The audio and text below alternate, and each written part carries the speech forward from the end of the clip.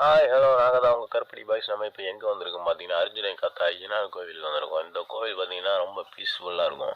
Friends and ஃபேமிலியோடு வந்து enjoy பண்ணலாம். அந்த கோயில் அந்த மாதிரி இருக்கும். ஒரு பீஸ்ஃபுல்லான மைண்டு, ஒரு நிம்மதியாக இருக்கும் அந்த கோயில் பார்த்தீங்கன்னா. அவுட்லேயே பார்த்தீங்கன்னா அந்த ஆர்ச்சி கோயில் பக்கத்தில் மரம், அது கீழே சின்ன சின்ன சிலைகள் நிறையா இருக்கும். அதே மாதிரி ரெண்டு பக்கமும் பார்த்தீங்கன்னா வெறும் தண்ணியாக இருக்கும். ஃபுல்லாகவே சுற்றி தண்ணி தான், ஃபுல்லாக அருமையாக இருக்கும். வியூ வந்து செமையாக கிடைக்கும்.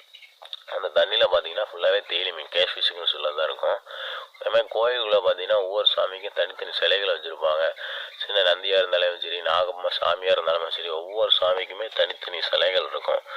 எல்லாமே சுற்றி பார்த்தீங்கன்னா நிறைய பெரிய மரங்கள் தான் இருக்கும். பார்த்தீங்கன்னா அந்த காலத்து சிலை மாதிரி தான் இருக்கும் உள்ள எல்லாமே. நடுவில் எரிஞ்சிட்டு இருக்க விளக்கு வந்து எரிஞ்சிக்கிட்டே தான் இருக்குன்னு சொல்லுவாங்க. நாங்கள் பார்க்குறப்போ எரிஞ்சிக்கிட்டே தான் இருந்துச்சு.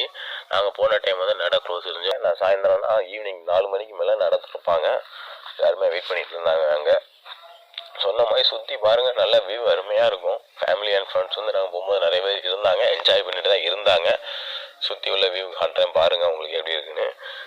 இது வந்து பார்த்திங்கன்னா பேச்சியம்மன் சொல்லுவாங்க. மேலே புதுக்குடிங்கிறது அது சாமி இருக்கிற அந்த கோயில் இருக்கிற ஊர். ஈசக்கி அம்மன். அதே மாதிரி ஒவ்வொரு சாமிக்கும் ஒவ்வொரு சிலை தான். அதே சிலை பெருசாலாம் இருக்கும். மேலே ஏறி போய் மாலை போடுற மாதிரி தான் அவங்களே செட் பண்ணி வச்சுருப்பாங்க. இந்த கலையரங்கம் பார்த்தீங்கன்னா பாசிவந்தி ஆதித்தனார் கலையரங்கன்னு சொல்லுவாங்க. அவர் கட்டி கொடுத்ததா இருக்கலாம் மேபி. இவர் ஒரு சுடலை மாடுன்னு சொல்லுவாங்க. இதே மாதிரி ஒரு ஐயனான்னு சொல்லுவாங்க. அதுக்கு அடுத்தது பக்கத்தில் பார்த்தீங்கன்னா நிறைய மணி வேண்டுதலுக்காக தொங்க விட்டுருப்பாங்க. அந்த பச்சை கலரில் இருக்கிறது பார்த்தீங்கன்னா அது வந்து துலாலாபம்னு சொல்லுவாங்க. படத்துல எல்லாம் பார்த்துருப்பீங்க. நம்ம வேண்டுதல் நினச்சிட்டு ஒரு பக்கம் அதை வச்சுட்டு இன்னொரு பக்கம் தங்கம் வெளியே வச்சிங்கன்னா அதுக்கு ஏற்ற மாதிரி ஈக்குவல் கொடுக்கும். இதே மாதிரி பார்த்தீங்கன்னா 2 சிலை இருக்கும். ரெண்டுமே நல்ல பெரிய சிலை தான். மேலே ஏறி நம்ம மாலை போடுற மாதிரி தான் இருக்கும்.